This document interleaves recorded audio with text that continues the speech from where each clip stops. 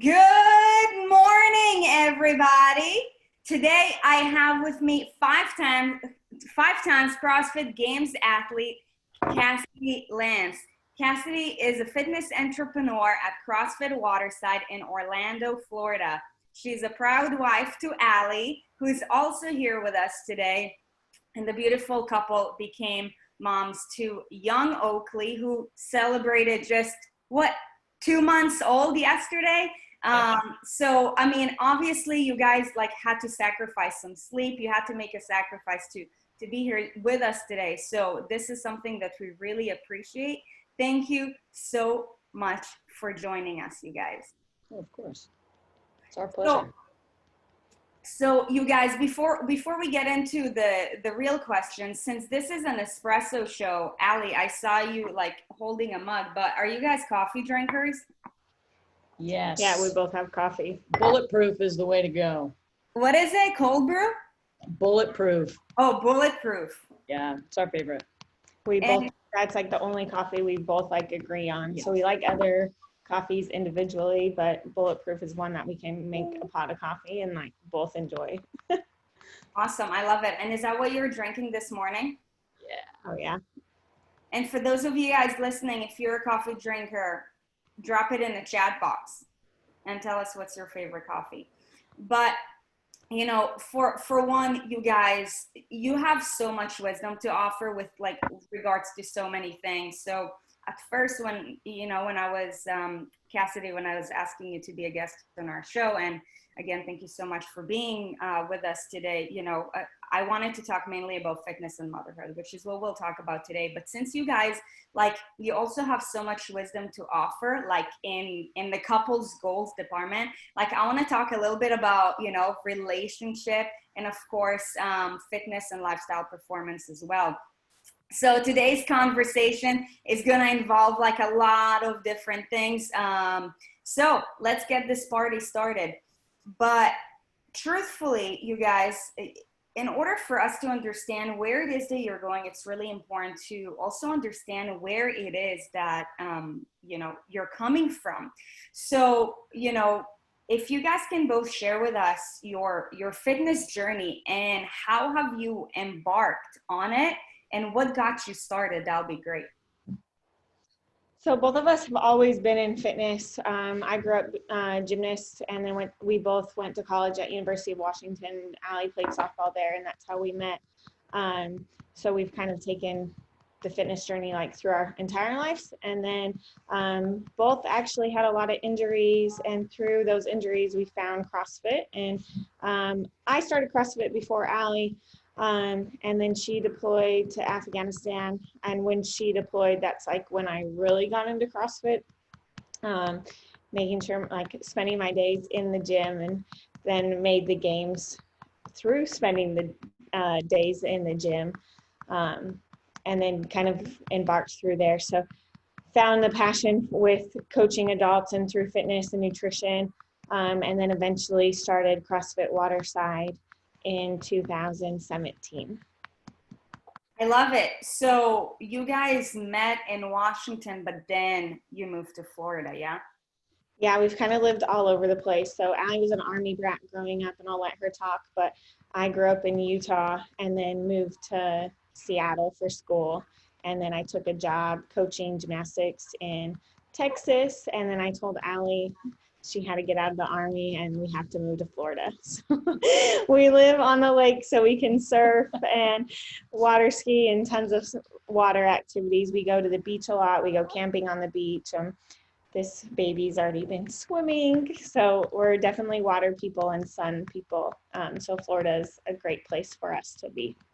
And Washington is definitely not, because it rains all the freaking The opposite. It's so beautiful Pacific there. Northwest is the bomb. It's so beautiful. We'll go back and visit. All her sisters live there. My niece went to school in Seattle, so that was really fun. And we're definitely big Husky fans. But I don't think we'll ever live there just because the weather for me is not good. Allie could live in Seattle with the mountains. But I don't think I could ever live there with the weather again. It's just a little too cold for me.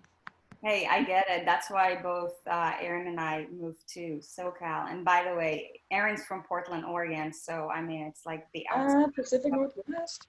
Yeah. And I think I saw that you guys are Seahawks fans. I mean, we're kind of just Seattle fans, so I can't say that we're diehard. We're really Saturday college football fans, so we've just been devastated with the whole FBS shenanigans going on because the Pac-12 is not playing. But yeah, definitely more Husky fans than pro sport fans, I think.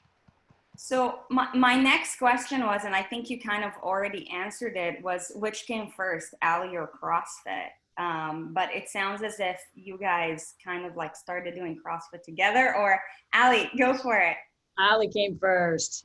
Yeah, no.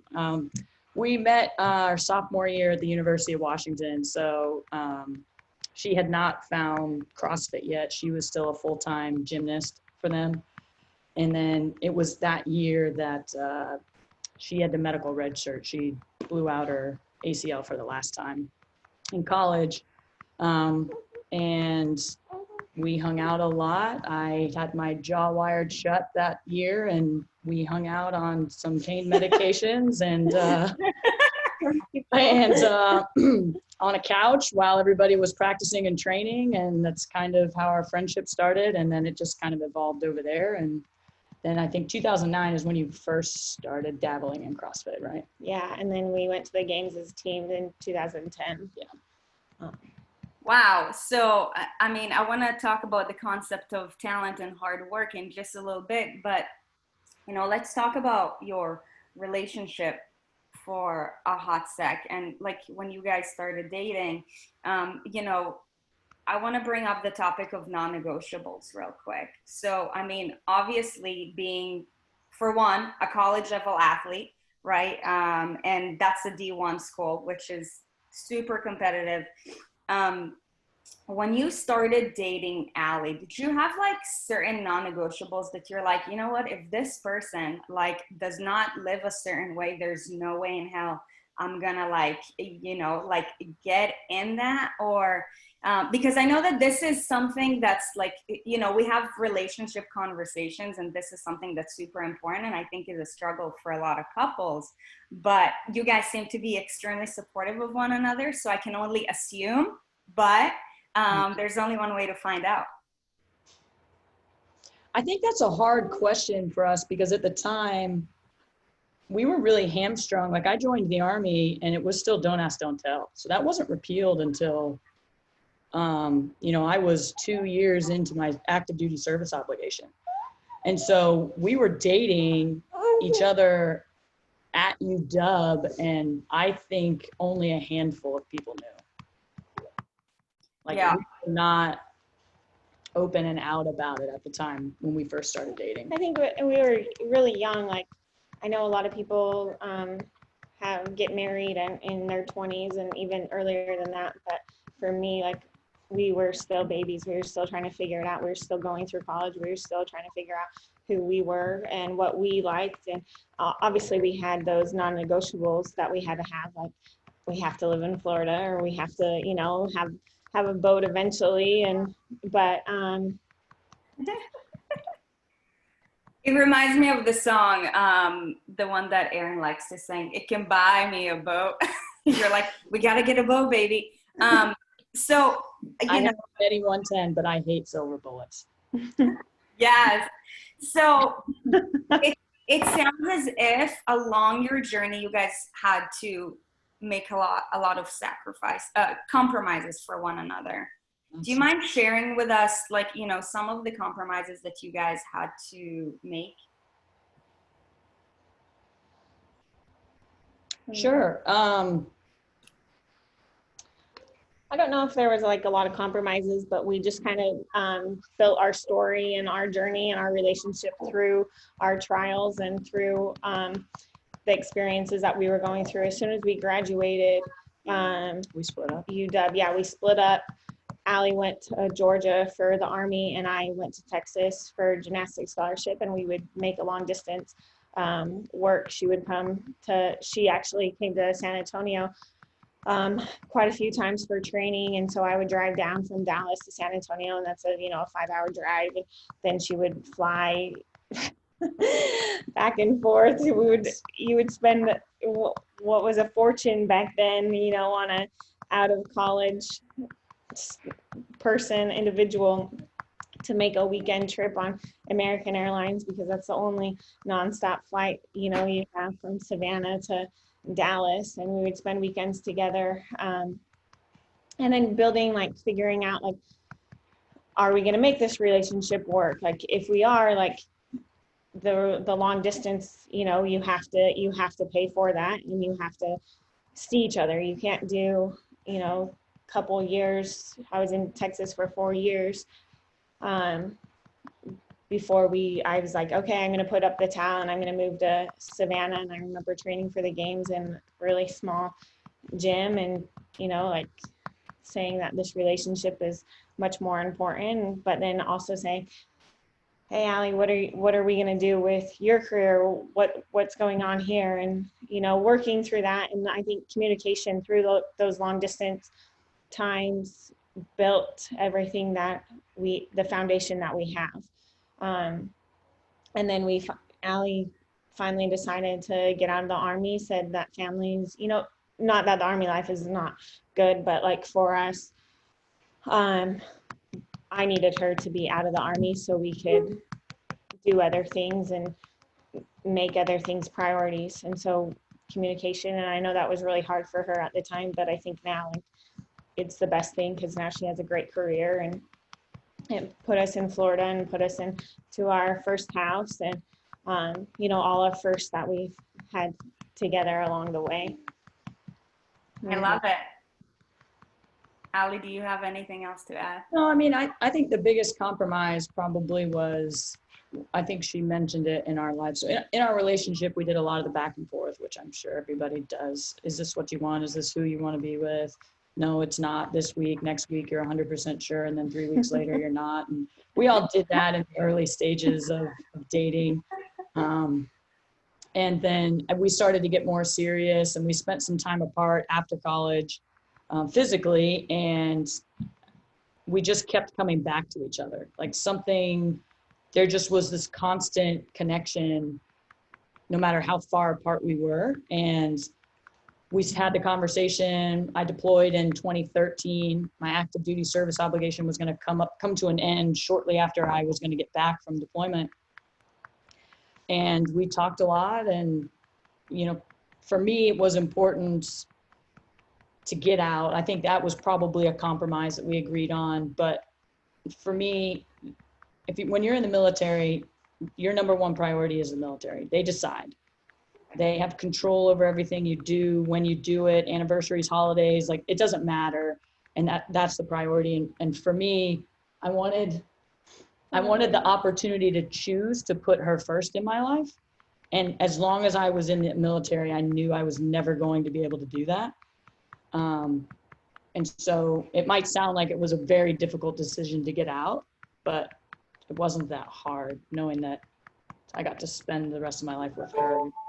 I made that small gesture. And so everything kind of fell into place after that, I guess. And I guess it was, for me, moving to Savannah, all I was doing was coaching gymnastics and sometimes coaching CrossFit.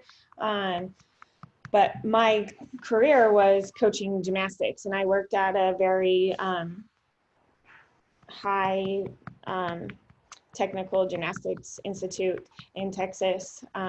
And then moving to Savannah, I didn't have a job, I didn't have anything. So that for me was a big compromise. So I had to figure out what I was going to do if that's where we were going to live. And so that's why choosing a place we could both work was good for us. Do you guys believe that, it sounds as if, Oprah Winfrey calls it a soulful relationship. And that is the kind of relationship when you guys are together, then individually, you both become better. But, it sounds as if, individually, you both made compromises that introduced you to new adversities, right?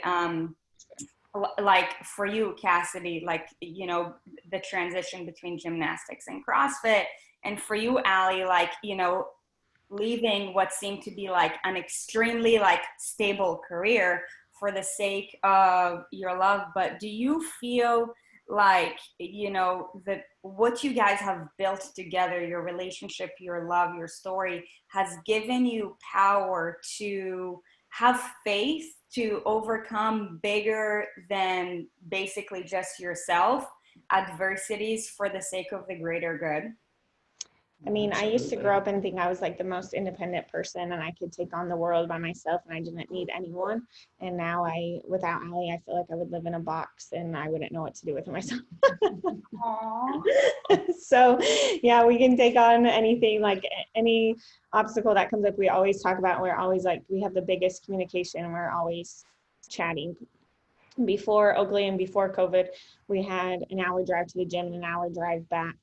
And we would just sit in the car. Obviously, we can't go anywhere or leave someone, but we would just talk about, you know, how the day was and how to make things better, and talk about the members and talk about, you know, just life in general and making sure we're on the same page, even with like anything to do with financials or decisions that coming up. I think the biggest thing is communication in relationships. And a lot of relationships, they say, I'm so excited to go on vacation without my significant other. And I'm like, are you coming with me? Why are you not coming? Like, can you not take work off? So we're definitely much better together. Yeah, I'd agree. I would say that the stuff that we went through since 2007, this is when we started dating, definitely set us up to be able to manage through our own IVF journey. I don't think we would have been as prepared to handle the adversity and the things that we encountered if we hadn't gone through some of these major life-altering kind of steps, decisions and altercations and frustrations prior to getting there. And so I think the foundation that we've established now, yeah, I hope, I would like to not take on large adversity or challenges, but if they came, I think we'd be able to manage them, hopefully. So you just brought up, you know, a really good point that I would love to dive into more detail. If you guys were, you know, if somebody was to stop you guys and ask you, oh my gosh, like you guys are like total couple goals. Like, you know, if you could give me like, you know, any advice with regards to like the pillars to a good foundation to a relationship, what would those be? I remember Cassidy, you said communication for sure, one of them. Would there be anything else? And if so, what would it be? I think for sure, I mean, I've said that a couple of times, communication, but I used to not be very vulnerable or talk very well. Allie would have to like pull teeth to get me to talk about how my feelings are and stuff. And I think that really taught me how to love better. Allie's and her family is the definition of what love looks like. Her parents, and I grew up with a single mom who was the best mom and dad ever, but never had that foundation of, you know, significant other, loving each other. And so being able to communicate, I think, is my biggest, I think, our number one priority. Obviously, there's a lot more things that go into, you know, dates and making sure that it's not just a friendship and you're not just taking care of this baby and he's the priority, making sure your relationship's the priority. What else do you think? I think for me, it's really important to learn how to put yourself second. And I mean, like, really put yourself second and try to see things from your partner's perspective and be okay with that you're not in control of that, and that they're the priority in your life. Yeah. Like I really got okay with everything Cassidy was doing. It was an evolution. Don't get me wrong. I did not start out brilliant at it. It took me a long time. I was type A personality. I was a captain in the Army. We won a national championship playing softball. Like, I thought I had my shit together. right? And it took me a long time to learn how to put myself second. But when I did, and I really became okay with that, I felt like our relationship got a lot better. She became more vulnerable. The communication got easier. Like when you're willing to kind of compromise some of the wants and needs that you have for the sake of your partner, it's like other things kind of fell into place, if that makes sense. 100%. I love it.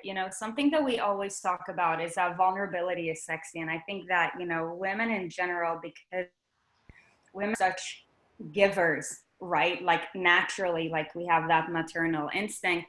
It's hard to be vulnerable because you're always like, let me seem strong so I can help you and I can help you and I can help you and I can help you. But then like deep down, like it's no wonder why so many women like, are overweight, depressed, anxious, because I mean, you're basically like spilling your cup to everybody, but you're not filling it up for yourself. Yeah. So I really love that. I want to ask you this. How has your relationship helped to improve your performance in CrossFit, Cassidy? Because if you can kind of like start walking us through your journey. I'm sorry. What? You mean like push her over in the bed like it's time to sleep, I have to train tomorrow? Maybe. The last year we got really good at it. We finally Last figured 2 it out. years. Yeah, figured it out. Before that, you talk about this. Yeah. Yes. Let's keep it real. Well, I mean, I can say honestly, I did not help her performance like the first 2013 to 2015, probably 2016. I was not very helpful. I was still trying to navigate CrossFit too, and navigating CrossFit. It was like, why are you training all the time? Let's go drinking. Let's go do this. Somebody who wants to go to this games thing. Like, I didn't understand how big of a deal it was. And then I'm like, when you talk about a time sucker, like we did nothing but train. Well, I mean, 17 and 18. Like all the time. And yeah. so it was really hard for me to go, wait a minute, I'm putting my entire life and everything I want to do on the weekends, on the back burner, so that we can spend all day Saturday until 3 p.m. in the gym. And then we have like a window in Saturday afternoon where we can go do something and have a good time. But we got to be back Sunday evening so she can be in bed ready to train on Monday. And so at first, I struggled, man. But I got better at it. 17 and 18, but it was even worse, like 14, 15, and 16. Oh, God. But then I think I figured out what she needed just from communication, being around her, understanding each other. I figured out much better what she needed. And I was able to play that role much better. So I would coordinate and set the agendas. I'd go over all of her check-in material and essentially be kind of like a manager without really being a manager. And here's where you need to be. Here's what you need to have. She worries about nothing but showing up and performing. And I carried everything and checked in and out of the hotels and dealt with the rental cars and the flights and all that stuff, so that the last 2 years she got to do nothing but focus on just showing up and giving everything she had. But it took me a while to get there, for sure. I think it's hard though, like if you're not, I mean, you look at families, like even to this day, my mom's like, are you going to stop lifting those weights, Cassidy? And I'm like, gosh, I'm 38 weeks pregnant and I'm going to keep going. Like the priorities, like they just don't understand like what fitness is unless you're in it and you've got those goals, and you kind of have to explain what those goals are. And it's the same thing in like a career. Like, why are you working 45 hours? Why are you working 70 hours a week? Well, I have these goals I want to hit to make the next steps, or to get my bonus or whatever it is, and those to build up, right? So kind of figuring out in everyday life of what your plan is. Sure. So, I mean, Cassidy, you obviously, the both of you guys are very goal driven, right? Like there's no doubt about it. But Cassidy, when you got into CrossFit, did you get into CrossFit for the sake of, okay, like the games is my goal? or did it like evolve? No, it definitely evolved. When I went, the first day I went to CrossFit, like I was with some of the gymnasts and they were like, here, let's go try this. And people would say you would get in shape in 5 minutes. And I'm like, there's no way. I'm used to training, 6 hours a day in the gym, like completely different. Right. And so I remember I went at Northwest CrossFit, and that's where I stayed in Seattle, the gym I was at. And I cheated on the workout. I don't remember what it was. It was some type of lunges, running, wall ball, something. And I remember I couldn't keep up. And so I was like cheating, and I was like, yeah, I'm done. And in the back of my head, I'm like, oh my gosh, I'm the biggest cheater. Like, these people are so good and they're so fast. How are they doing this? And so we kept going. And I was like, are you sore? Like, to my friends, they're like, no, that was great. And I'm like, okay, I'm so fucking sore right now. Like, how in the world? Okay, the 10-minute workout. Okay, it's possible. So we kept going and dabbling in, and I would go to the 4:30 class, and then go to the 6 a.m. class, and I became a 6 a.m.er for a long time. Which is very anti-Cassidy, by the way. Now you don't see me at a 6 a.m. class ever. And then it kind of slowly evolved. So we made the games as a team, and this is back when they had like sanctionals and stuff, and they had muscle ups, and there was a rule that if you didn't have a muscle up, you can do an extra round. So I'm like, okay, well, I don't have a muscle up, so I'll go do an extra round. And that like pushed me like way to the bottom, and I didn't understand how scoring worked or whatever. And I was kind of mad. I was like, but anyways, I just kept going, doing my thing, and I wouldn't lift over 65 pounds because I didn't want to get bulky. And I can't believe that used to be you. literally, I have the same story everyone does, right? So Except my back for the squats, cheating part, that might be unique to you. okay, well, I cheated bad, and I couldn't keep up, and it was like terrible. And I'm like, these guys are going so fast. So my back squats were at 65 pounds, and then slowly kept going, and then moved to Texas. And that's when I was the 6 a.m.er, so I could 6 a.m. to 6:50 because I had to coach gymnastics at 7 o'clock. So I had to hurry and run over, and it was just like literally a block away. So I'd come in coaching gymnastics all sweaty, and they're like, how was your workout? And it was awesome. The little girls. And then she deployed. And then that's when I spent more of the time in the gym and getting to know the lifts, working with Chad Vaughn, kind of evolving, spending all my time in the gym. I didn't have anything else to do. Except partying and with my friends and waiting for Allie to come home and working out in the gym. So it kind of slowly evolved. And then I really got an appreciation for CrossFit and then coaching adults. I found that adults need more help than children, right? I've coached gymnastics since I was 16.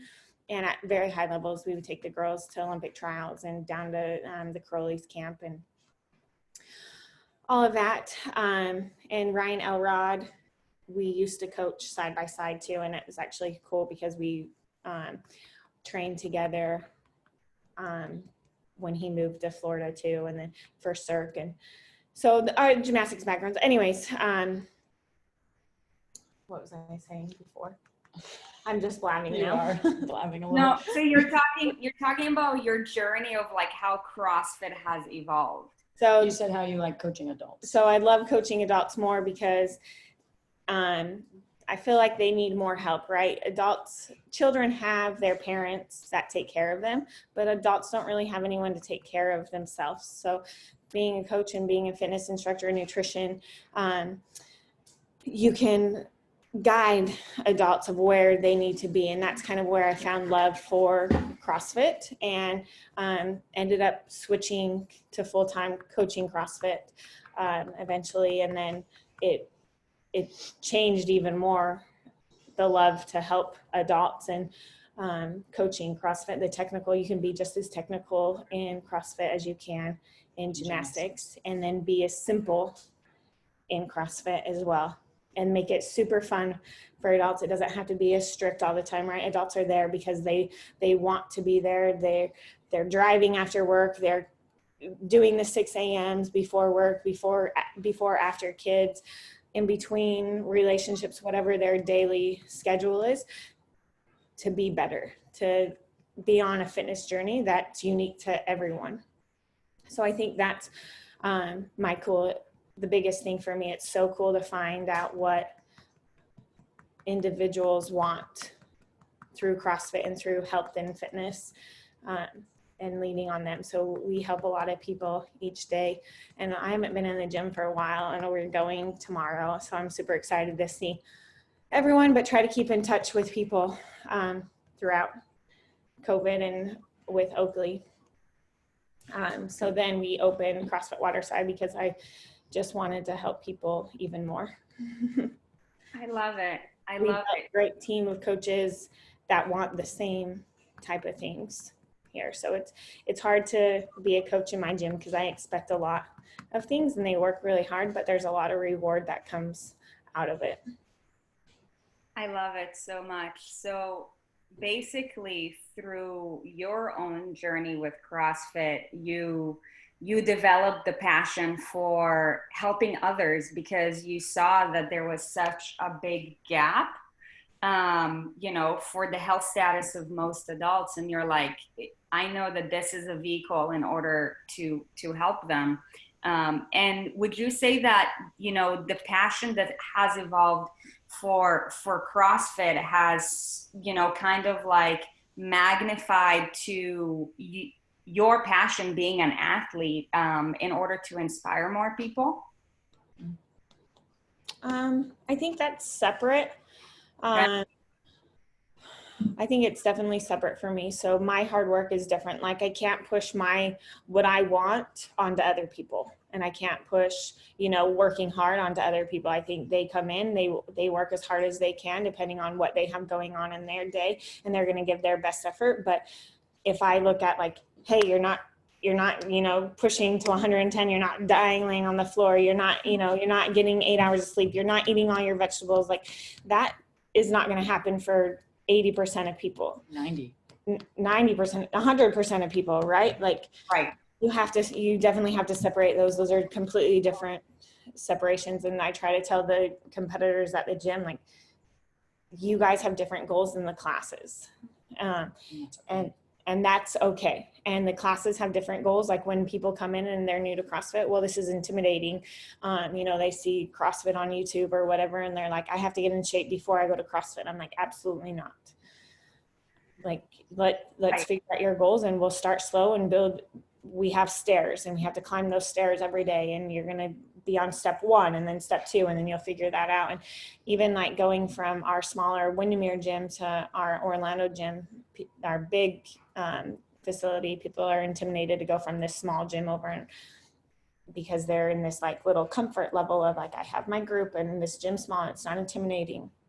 I said, absolutely. Like we have to like take them and pull them out and know that they can work out beside me, and it's going to be, or between the other guys, and know that they're going to do the exact same workout, but it's going to be on their level. And I think once people feel comfortable of like, okay, I can do this, like I have to do what's best for me and not other people, then that's when it all like combines. Yeah, I love that. Really quick, I want to, talk about the pregnancy a little bit and motherhood, but, I would love to learn from you guys about your own relationship with your bodies and how that has evolved from like, when you were growing up leading to CrossFit, and if anything has changed since. For me, a lot, like growing up being a gymnast, like, my coach was the goddess to me, and I love her and I appreciate her for tons of things, but there's also many things that like you still hear about that gymnasts get into, like you're fat, you're overweight, eat less, like all of those things growing up. And so you do that, and then you go to college and it's the same thing.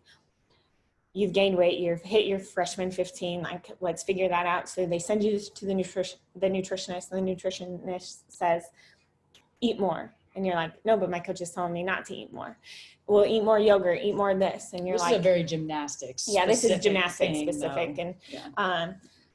This is my experience. And you're like, well, I can't eat more because I have to lose weight and I have to fit into this leotard, but the nutritionist is telling me all these dairy products and all these things I need to eat instead of like educating. And I think CrossFit does a really good job of, and now any health and fitness, I think, is doing a much better job of educating people of what they can eat and what they should be eating. And eating more is not bad for you.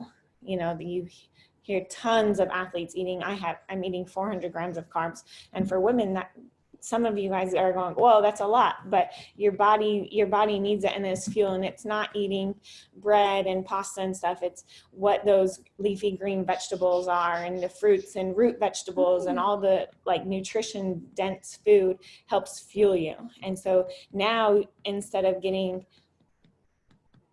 a weak, skinny, fragile, thank you, that's a great word, individual, you're going to get like a strong woman that, you know, is in charge of the world and ready to go out there and dominate of whatever that is. You should explain the difference in your performance. So when you were Yeah. like that, how your knee felt, and then now without an ACL, how you're able to still compete, and how nutrition impacted that. Yeah, I think too, like when we met Allie, like she was eating 10 for 10 Stofers, and hey, I'm like, college kid.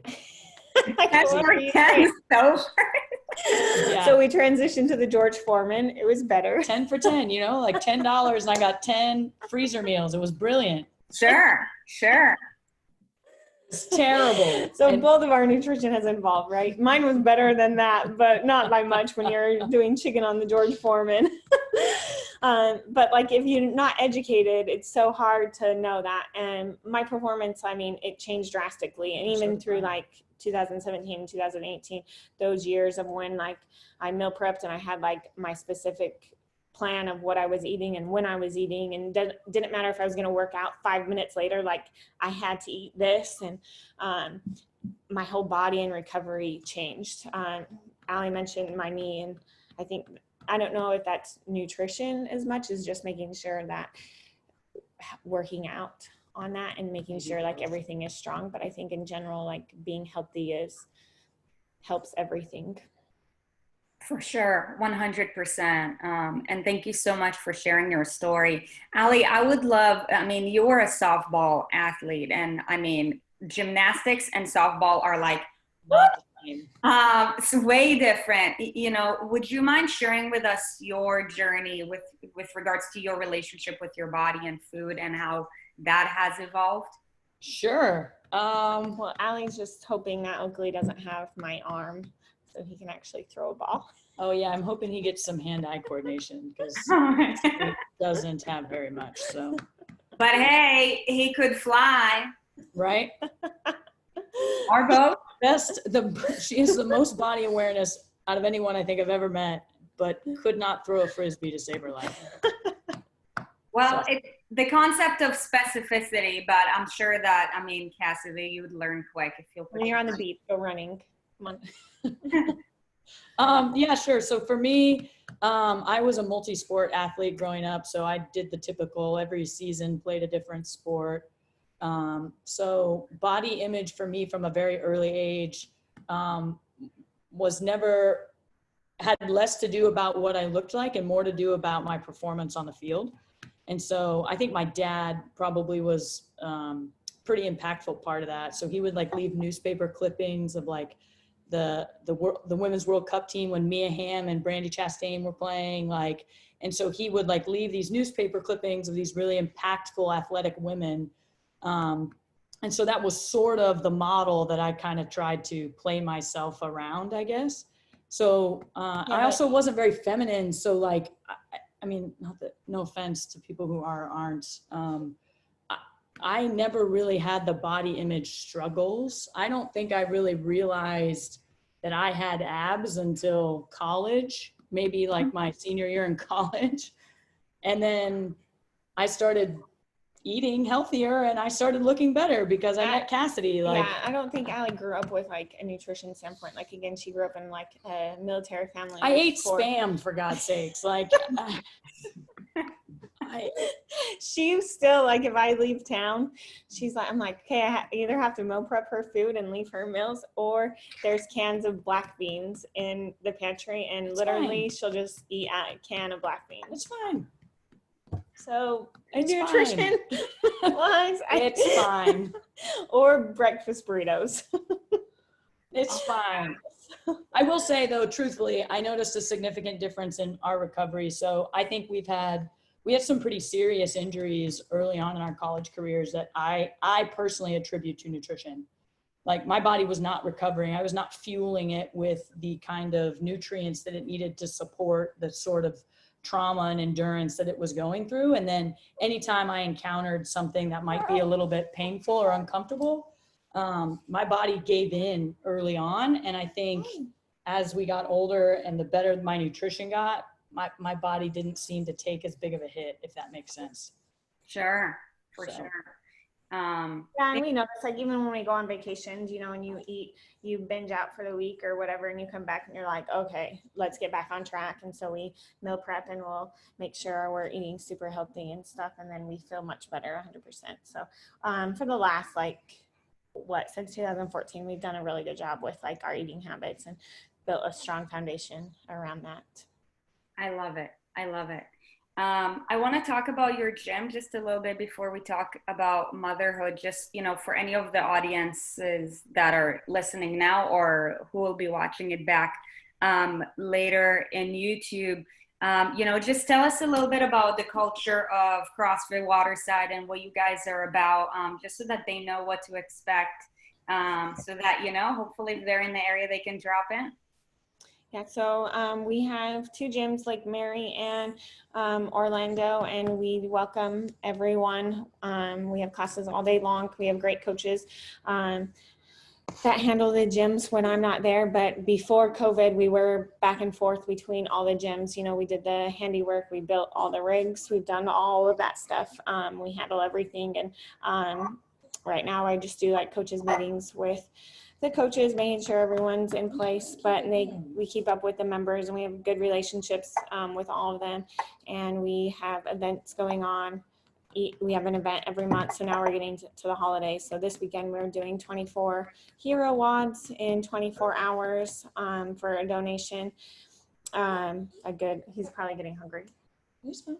And then the Halloween.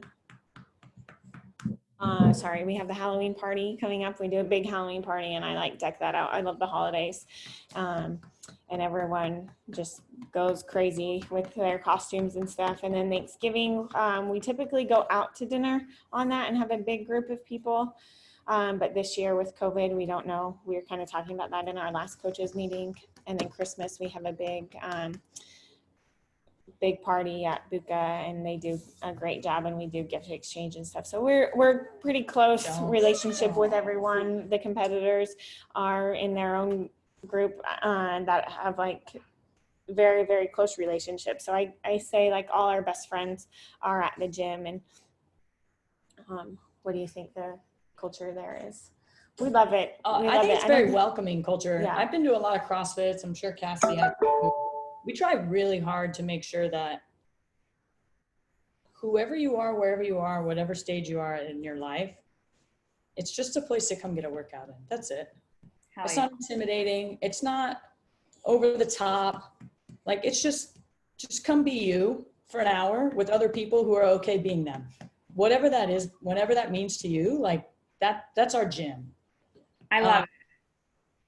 And I think we've done a great job, and we're very lucky. Our members are brilliant, phenomenal, all different walks of life. And I hope that we can continue to foster that kind of feeling, because I think that's hard to mimic. And I think Cassidy's done a great job building that. Okay. Cassidy's still here. She's just going to feed. Yeah, no problem. So you take over. Well, for one, thank you for sharing that. And you're 100% right. Like, you know, you can't fake how you make somebody feel. Yep. Right. And I think that that's definitely the most important part, especially with, you know, a fitness routine that's a little bit more intimidating, because it is effective. So I want to ask you guys a little bit about, your pregnancy journey. So obviously Cassidy's, the last time that she competed at the games was 2018. So, we can only help but to assume that maybe you started planning for pregnancy right around then. So for one, of course, being a same-sex couple, like what route did you guys take, if you don't mind sharing with that? And like, how long did that entire process take place? Yeah, and then I have a couple more questions with regard. Well, if Allie had her way, we would have started in 2017. But I begged her to do like one more chance at the games. I was like, I know I can get on that podium. Let me get top 5. So she was very supportive. Like she talked about earlier, putting herself second, and we did everything in our power to get top 5. And I made a couple mistakes that hindered that. But looking back, like we did everything possible to hit that goal. And then we started the process. Well, we went to the fertility clinic in 2017 and kind of had an idea of what we were going to do. And then so in 2018, right after, we went in, and then it was kind of on delay for 3 months after the games because we went to Jamaica and they wouldn't see us because of Zika. And so then we kind of realized that everything was not perfect after that and not as easy as we imagined it would be. So we waited 3 months, then we went back in and we went down the IUI path, and then it quickly became an IVF path. Can you talk about it? Yeah, so I think at least for 2 women, right, you kind of have 2 options. All of it is based off of finding a sperm donor, right? And they have all these different sperm banks. And then you can go IUI, which is a less invasive, cheaper option, or you can do IVF, which is in vitro. Hindsight for us is 2020 now, obviously, but it took us 2 years, obviously, to get Oakley. It was a very long process, and we learned a lot about what we wish we would have known and should have done. Ideally, we could do it again, and I'd write it down on a piece of paper. It would have been go straight for us, and I'm not trying to prescribe this for anyone, but we would have gone the IVF route from the beginning. We would have made sure that the one donor we picked was enough to fertilize her eggs and mine so that we had the same donor. And then we would figure out who would carry later in the process. And then we would freeze the eggs with do the genetic testing, have the same donor, and then we would do all the testing that we needed to have done, and then figure out who was going to carry later. Testing meaning like there's so many different things, like Allie's tubes were blocked, and then I had to be on thyroid medication, so I had to get my thyroid regulated. It's just a lot lot of inside stuff that that when they say, oh, you're perfectly healthy, you eat healthy, you exercise regularly, it should be no problem. Yeah, it should be no problem. But then they get inside all the ultrasounds and they're like, hold on, back up. We've got to stop and do this. So then it's like another month and a year goes by, and it's hard. You can't see her face, but yeah, she's anyway. Do you guys plan on having any more babies other than Oakley? Yeah, actually. So I start my medication for an egg retrieval on Sunday. Cool. So we'll go, I'll have my eggs retrieved. And then this was a conversation about, like, mine's a different donor now because we went back by the time we did all the IUIs and Cassidy's IVF, we went back to try to get the same donor, and he's retired.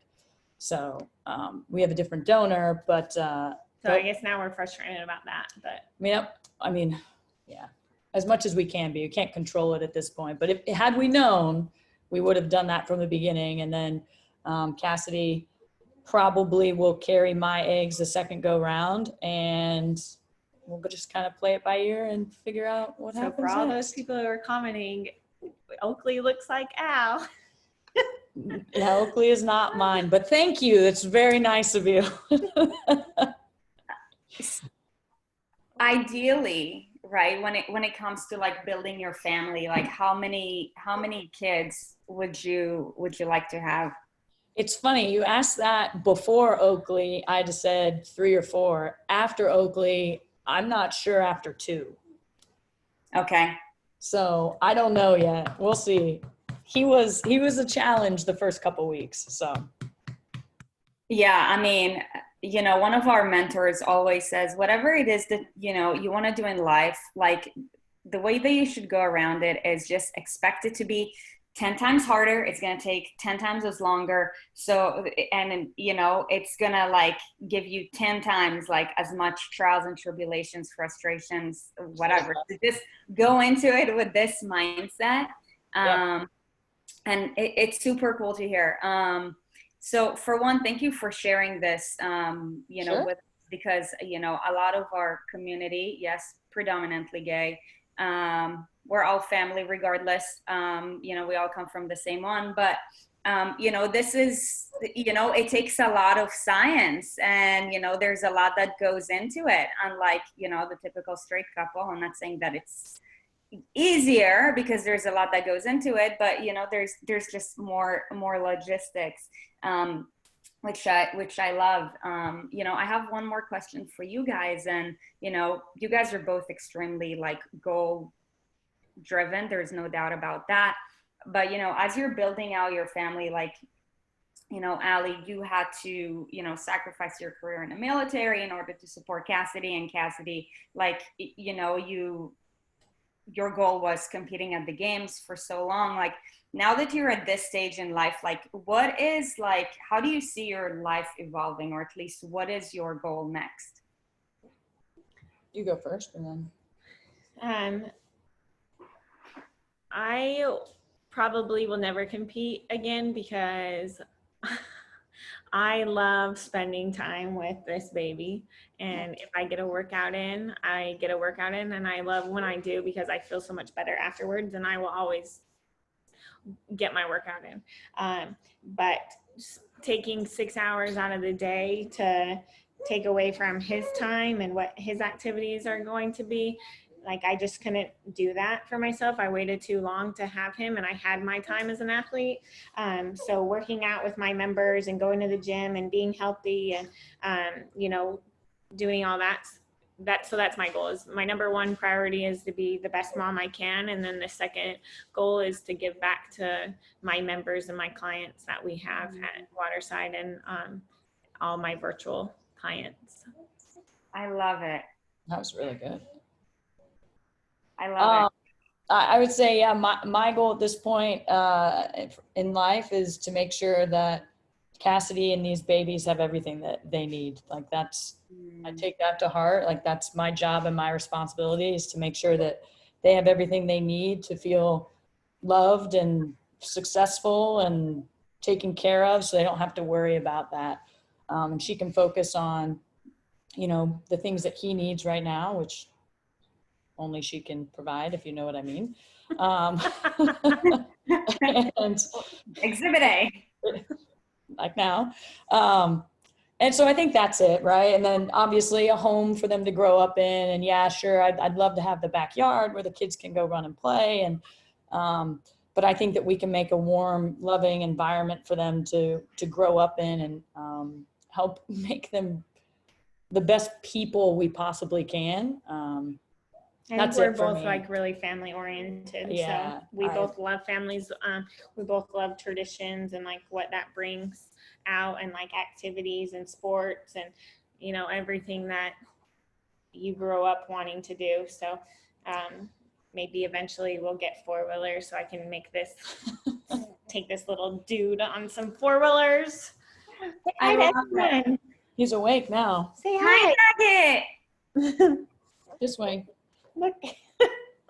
Cassidy, I wanna ask you one more question for like a word of advice. So a lot of moms, right?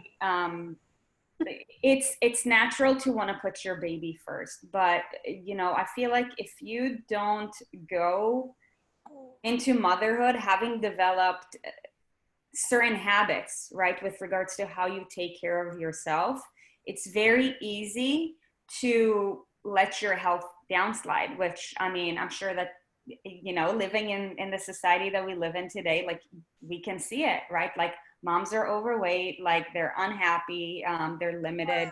What would be like a word of advice for any mom with regards to taking care of herself so that she could take better care of her baby? And for one, do you see a correlation of taking care of you, you know, basically impacting how you're able to take care of Oakley? Nice. Sorry, Oakley's pooping. Makes the faces. I'm not laughing at you. I'm laughing. Great. It's all good. It's like We put puppies. it off camera because sometimes you can hear it too. That would be epic. So I think like the number one is like having a spouse or significant other that's very supportive in what you do, right? So like we've taken turns very well of like putting him back to bed or the midnight calls, or even like during the day, like in the morning, like I'm doing laundry like one-handed, and I was like, she's like, do you need help? And she's vacuuming, and I'm like, no, we haven't. And then we like flip-flop, hey, go take a nap or go do this or whatever. Yesterday was even a better example. So Lala, which is Allie's mom, came over, and she comes over once a week to help so we can just sit and work on our computers. Allie works every day, and then I just work, you know, when I can right now. But I was like, can I go get a surf session in? And so I went out with our neighbors and I got a surf session in and ran back, and then Allie went in there. And so we just kind of handed Oakley over everywhere. But I think the biggest thing is like making time for you. Like if that's 5 minutes a day, if that's an hour a day, what do you need? So some people need to work out. Some people need a long shower. Some people need, you know, just to make dinner, a good and healthy dinner. Some people need to watch their TV show, like figuring out what that is for you and then having that time. So take care of the kid, put the kid to sleep, feed the kid, whatever, hygiene, all of that stuff, and then go do your 45 minutes, whatever long you need for yourself, and come back recharge so you can be a good mother, a good parent. If you don't have that, yeah, like you can't be frustrated with all of that because it's just not healthy. And obviously at the newborn stage, they require a lot of attention.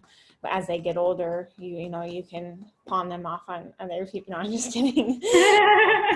They'll be a little bit more independent, but right now they require a lot of attention. So significant other that helps you out, and then find that you time for yourself. So lately it's been, for me, it's both of us, I think it's get a workout in. Yeah. So we each get out at least. At the beginning, I was just getting 30 minutes in, but now I'm up to like an hour and a half of working out. So, and it obviously makes us feel so much better when we do. I love it. And I think he agrees with that. Yeah. You just got a confirmation. I think the important thing too is for us, like, we've realized it hasn't been rainbows and butterflies. We get frustrated with each other because of lack of sleep and like you're constantly on, right? Like we became moms and you're constantly focusing on something, doing something on to the next task. And so stupid little things, we get frustrated with each other. Like I've done the dishes twice today. Oh God, why haven't you done the dishes? Thanks, Oakley. Did he just, Yep. That's good. Reminds me of Sergeant. Is that good? You feel better? You feel better? Sure did. He pooped and threw up. I love it. Well, you guys, you have no idea how much this means to us. Like, we know that you have so much going on. I mean, shit, like you guys watching and listening to this right now, like this is as real as it gets. So like really, like thank you so much for joining us this morning, and you know, for sharing with us your story and your journey, and also like your words of wisdom. Thanks for asking. If you guys have any questions in the process, or any of you want to reach out individually, please don't hesitate. Like, we're more than willing to share the story. We wish somebody was there to kind of help walk us through it when we tried to start in 2017, 2018. So everybody's path is different, but we'll help as much as we can. 100%. I think, you know, as you guys were talking about, like, wow, like when you were like, this is a lot harder than, you know, we actually had expected it to be, and it took us however much long. I'm like, you know, I was thinking, I'm like, man, babe, like maybe we need to, like, that was in my head. I'm like, maybe we need to start like planning, because also like one of our clients is actually going through this entire process, and she's like gone through exactly what you've gone through, like the IUI, and now they're like, she's going into IVF, and it's been like almost a year. And I'm like, you know what, like there's so much that goes into it. So, you know, thank you for being vulnerable and for sharing your real, raw and authentic story. And congratulations on baby Oakley. I mean, thank you very much. What a gift. Thank you guys. If you actually leave the chat open, if you stay on, I'm going to answer some of these questions in just a minute after we leave. So if you just leave it open, you guys, I can answer some of that. I love it. Awesome. Absolutely. And then if you guys ever come out to SoCal, there's great surfs out here. Erin is into surfing. I mean, we have a sick gym, so you guys should totally come work out. I mean, I got to be honest, SoCal's a long way. It is. We're like on the other side of the country. Yeah, how are you guys doing with the fires? My sister is right down there in Chula Vista. Oh, wow, that's close to us. Yeah. You know what? It's pretty crazy. Like, no, it's not. It's less than that. By the way, you guys know a friend of ours. You know Ritual. Oh, he did our wedding pictures. Yeah, we love Ritual. He did so many of our photos. Oh my God, we love Ritual. He's awesome. Yeah. But he lives in Chula Vista too. You know, the sky has been looking like the world is coming to an end for the past 4 days. It's kind of crazy. Oh. Yeah. It's like, how do you call it? IFO or UFO? UFO. Like there's aliens in the sky. It's like orange and dark. It's creepy. I've seen the pictures on just people are posting. It's wow. You guys have fires. We have hurricanes. Yes, exactly. But sweet. Well, I'll let you guys answer some of the questions. Okay. Thank you so much for joining us today. Thank you for having us. Of course. Have a great day, you guys. And you guys listening, have a great day as well. We will see you on Monday at 6:30. Bye. What are they saying? Can I hit? Yeah.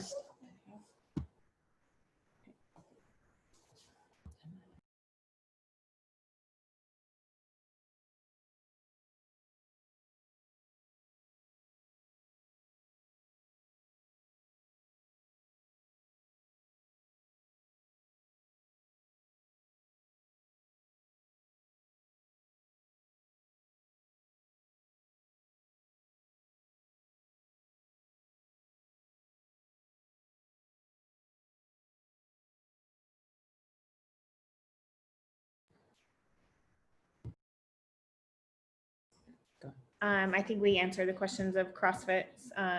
Hopefully we answered those.